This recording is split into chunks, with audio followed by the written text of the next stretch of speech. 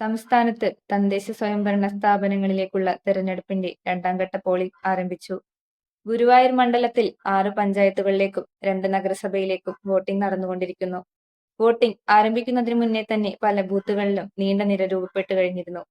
ഈ മേഖലകളിൽ കനത്ത പോളിംഗ് നടക്കുമെന്നാണ് പ്രതീക്ഷ. വൈകുന്നേരം 6 മണി വരെയാണ് വോട്ടിംഗ് സമയം. ഈ നേരം ക്യൂവിലുള്ളവരെയും വോട്ട് ചെയ്യാൻ അനുവദിക്കും. സമാധാനപരമായാണ് വോട്ടിംഗ് നടന്നുകൊണ്ടിരിക്കുന്നത്. അനിഷ്ട സംഭവങ്ങളൊന്നും റിപ്പോർട്ട് ചെയ്തിട്ടില്ല.